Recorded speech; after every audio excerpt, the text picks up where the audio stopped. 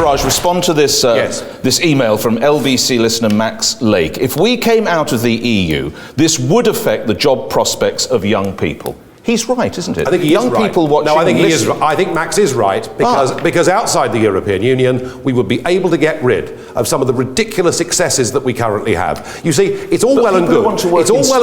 It's all well and good to have employment legislation that is designed for giant multinational companies.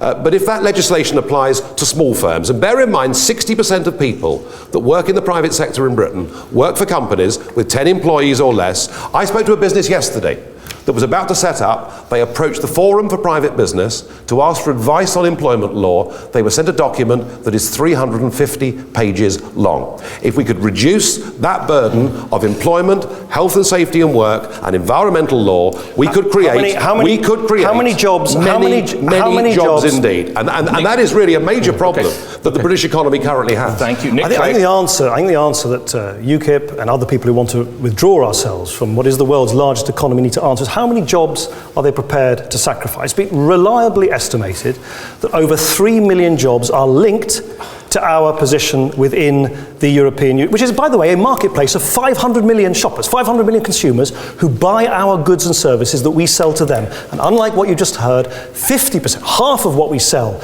goes to the rest of Europe. Actually, the rest of Europe, only 8% of what they sell goes to us. So we benefit enormously from this. Now, if it's not 3 million, because I guess 3 million jobs, of course, wouldn't disappear overnight, is it 2 million? Is it 1 million? Is it 500,000? My view is we shouldn't be sacrificing a single job just to fulfill this dogmatic view that we should turn our backs on the rest of the world and on Europe. 3 million jobs is 3 million pay packets, is millions of families in this country being able to pay their bills, which they otherwise wouldn't. And that's why this is, at the end of the day, about jobs. I have to say, Nigel Farage, one moment, there is some research that will question that 3 million figure, I have to say, Deputy Prime Minister. Nigel Farage. Nick, when you answer a question like that, by saying 3 million jobs are at risk, you show that, like virtually everybody at Westminster, you've never run your own company, you've never had a proper job in the real world, you are part of this political bubble that picked up a piece of research that was produced 10 years ago by a guy who himself now says all he said was the jobs are linked to trade in Europe, they're not at risk. This is what I said. And all of you all do it. Tories do it, Labour do it, the big banks do it, the multinationals do it, and the truth is this. We sell, in terms of manufactured products, about £100 billion of the goods every year to Europe. It's about 40% of our overseas sales. It is quite important. No doubt it's important. Declining every year, but important. But the point is this. They sell us roughly £150 billion of the goods every single year. The United Kingdom, this is extraordinary, the United Kingdom is now the Eurozone's biggest export market in the world. They sell us more than they sell to Japan, or to China, or to the United States of America. And trade is not something created by politicians and bureaucrats. No. Trade is created by consumers who make a decision. I like this product, right. I'm prepared to pay its price. I spent 20 years in the private sector. I can tell you something, in private business, the customer is king. And when it comes to renegotiating a trade agreement with Europe, with no threat to any jobs, apart of course from the commissioners and the British MEPs who'd all be turfed out on their ear, and that's no bad thing. When it comes to a renegotiation of that deal, we actually hold the whip hand. That is the real world of economics. That is how it works. Gentlemen, let's bring in another, Mr. Clegg, if you will. Let me bring in another. It is related to this, so you will have your opportunity. Jamila Long, who is in banking. Jamila. How are we supposed to compete with the likes of China or America if we're not part of a larger trading group? So how would we compete with the likes of China and America if we're not part of a bigger trading bloc? Neatly, Mr. Clegg, it falls to you to go first. I agree with you, Jamila. Look, the world is changing dramatically. You know this, Jamila, from your experience in finance. We all know this. It's not the 1950s. We can't turn the clock back. We've got these new powers on the world stage, Brazil, China, India, and we get more clout by operating through the world's largest economy. That's what the European Union is, despite its faults, despite the fact that it needs to be reformed. It is the world's largest economy. And we get clout by actually representing 500 million people when we measure up to the Chinese and the Americans and others in trade negotiations. This is the fundamental flaw of UKIP's vision. Just imagine what would happen. So we pull out of the European Union. We're no longer part of that the world's largest economy. We no longer have the clout of being part of that economic superpower. And we, as a country of 60 million people, are, according to UKIP, supposed to be able to cut the same deal with the giants of America and China as we can with the clout of representing 500 million consumers. It simply doesn't add up. We get more clout rather than less by being part of this big European economic superpower. Mr. Clegg, thank you. Nigel Farage. Well, once again, Nick, you just show you don't really understand the worlds of commerce and trade. Do you know, when the World Trade Organization meets to discuss global trade, the British representatives are shown the door and asked to leave. No. The world's 6th largest trading nation, the world's 8th largest manufacturing nation, is not allowed to be present in the room. It's not true. Because we're members of a European Union, so we have to be represented by a Dutch bureaucrat whose name no one knows and who nobody can vote for. A quite extraordinary state of affairs. We are banned, forbidden from making our own trade deals, with countries like India or Canada or Australia or New Zealand. People who would, at the drop of a hat, sign trade deals with us, we are prevented from doing so. And the reason is, people like Nick don't think Britain's good enough. We're just not good enough. We must give away control of all of these things to somebody else who'll do it for us. We're too small to survive. Iceland has 320,000 people. And in March last year, they signed a free trade agreement with China. If it's good enough for Iceland to do it, I'm damn certain the British, with 64 million, could do even better. Mr. Farage, Can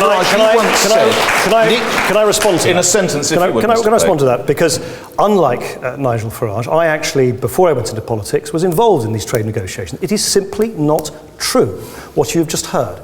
Of course it is right that the European Union should measure up as a bloc with the clout of 500 million consumers when you negotiate with the Chinese and the Americans and the Russians, as I did in a previous job. By the way, I keep hearing what Nigel Farage is part. He and I were actually elected as Euro MPs on the same day in 2009. I left the European Parliament after 5 years. He still remains the Euro politician.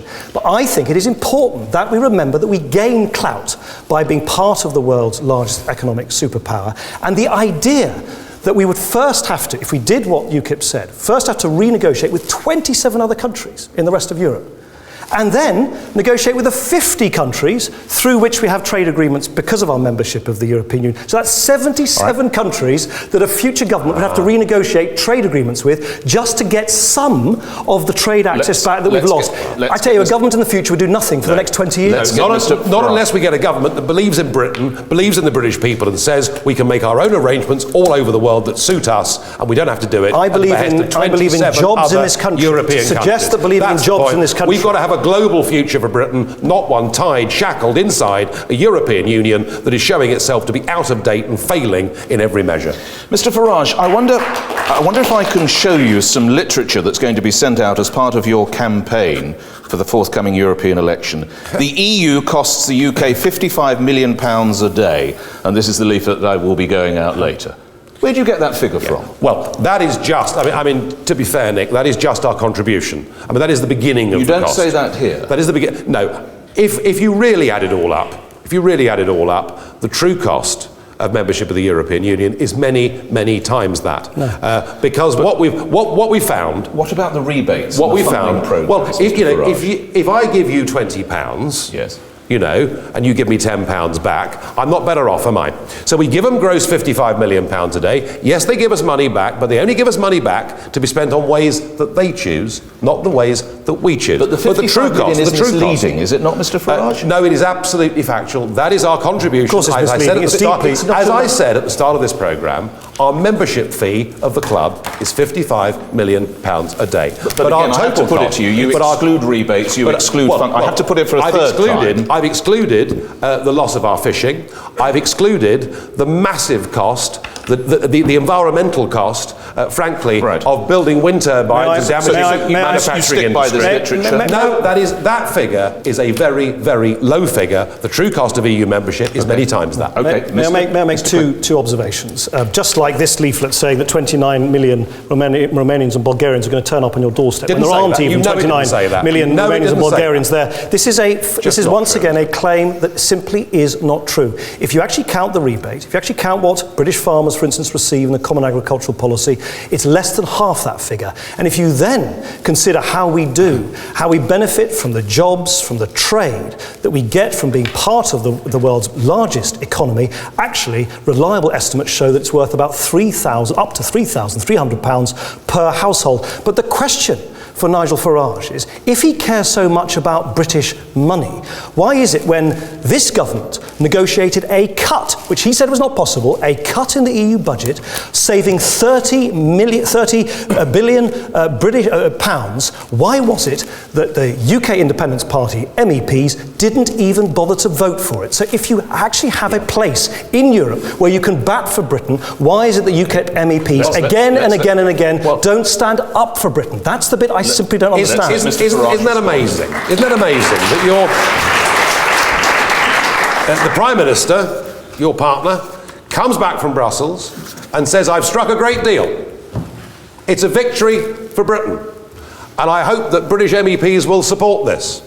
This victory for Britain meant that whilst the EU's overall budget didn't increase as much as expected, Britain's contributions would rise. If that's a victory in Europe, I'd hate to see what a defeat looks like. Let's move